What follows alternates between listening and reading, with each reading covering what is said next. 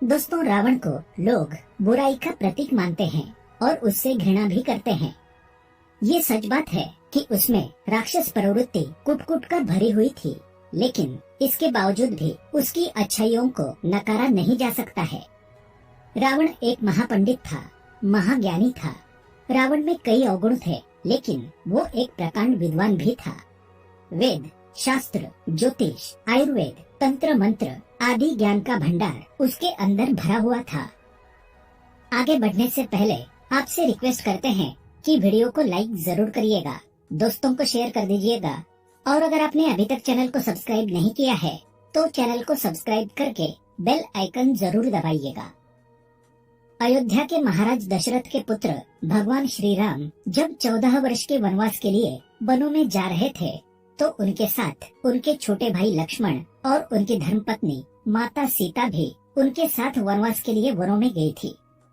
लेकिन जब उनके वापस लौटने में एक वर्ष शेष था तो रावण ने छल और चोरी से माता सीता का हरण कर लिया था और उन्हें अपने सोने की लंका में अशोक वाटिका में ले जाकर एक वृक्ष के नीचे स्थापित कर दिया था।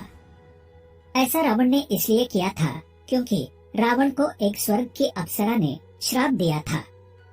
श्राप ये था कि पराई स्त्री को बिना उसकी इच्छा के यदि उसके साथ जबरदस्ती करोगे तो तुम्हारा सर्वनाश हो जाएगा।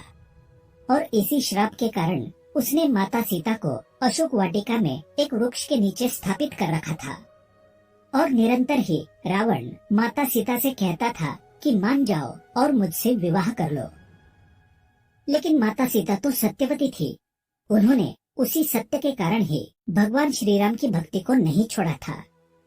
उसके बाद भगवान श्री राम और रावण का महायुद्ध हो गया, जिसमें रावण का भगवान श्री राम के हाथों वध हो गया।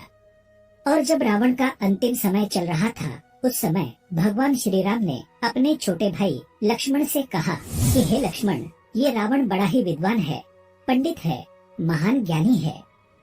तीनों लोकों में इससे बड़ा ज्ञानी कोई नहीं है।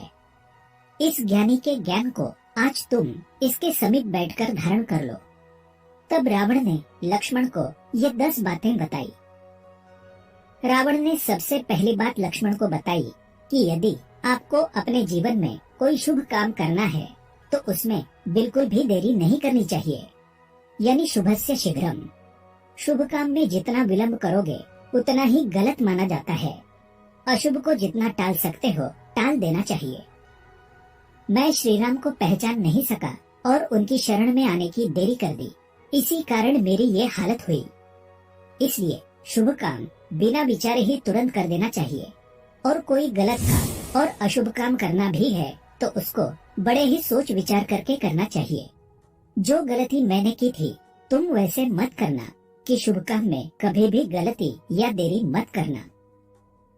दूसरी बात रावण ने बताई कि अपने शत्रु और दुश्मन को कभी भी अपने से कमजोर नहीं समझना चाहिए। अपने शत्रु को कमजोर समझने में मैंने जो गलती की है वो तुम कभी अपने जीवन में मत करना और अपने शत्रु को कभी कमजोर मत समझना। तीसरी बात रावण ने लक्ष्मण को बताई थी कि किसी भी व्यक्ति को तुच्छ मत समझना, क्योंकि जब मैंने ब्रह्मा जी से वरदान प्राप्त किया था कि मेरी मृत्यु वानर और मानव के अलावा किसी और प्राणी से ना हो, और ब्रह्मा जी ने मुझे ये वरदान दे दिया था। मैंने ऐसा इसलिए कहा था क्योंकि मैं मनुष्य और वानर को तुच्छ समझता था। ये मेरी गलती थी और इसी वरदान के कारण वानर और मानव को मैं तुच्छ समझने लगा और इसी भूल के कारण आज मेरी मृत्यु हो रही है। चौथी बात है, सदैव अपनी शक्ति को अर्जित करते रहना चाहिए। अपनी शक्ति को कभी खंडित नहीं होने देना चाहिए। अपनी शक्ति को कायम रखना चाहिए, क्योंकि अपनी शक्ति से ही हम संसार पर विजय प्राप्त कर सकते हैं। इसीलिए अपनी शक्ति को हमेशा कायम रखना।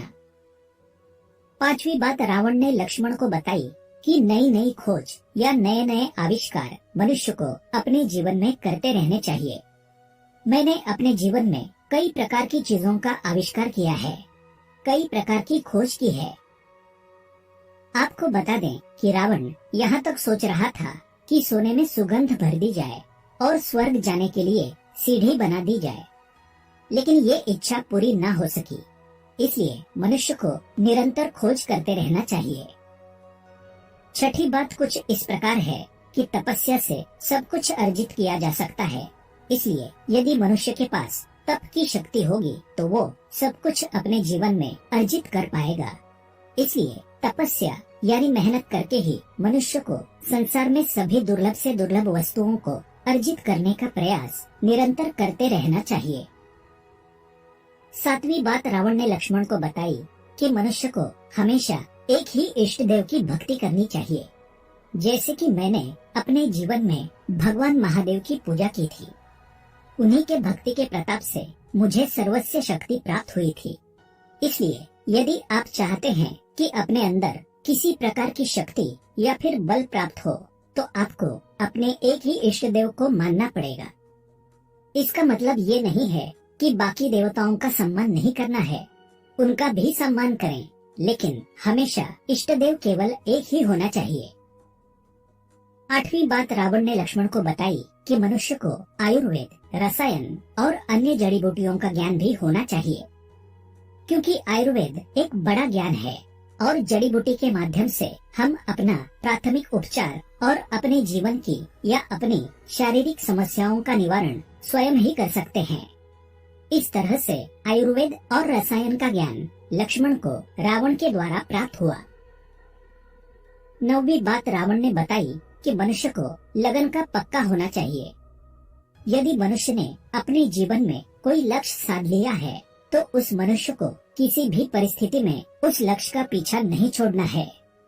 जिस कार्य को करने का आपने निश्चय कर लिया है, जिस कार्य की मन में लगन लगा ली है, उस कार्य को करने के लिए हमेशा मनुष्य को तत्पर रहना चाहिए।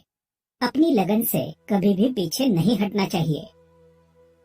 अंत में 10वीं बात रावण ने लक्ष्मण को बताई कि मनुष्य को अध्ययन यानी शास्त्रों की रचना या उनका अध्ययन करते रहना चाहिए। किताबें पढ़ना, किताबें लिखना या कोई अन्य लेखन कार्य निरंतर करते रहना चाहिए। रावण ने भी अपनी जिंदगी में कई शास्त्रों की, कई ग्रंथों की रचना की थी।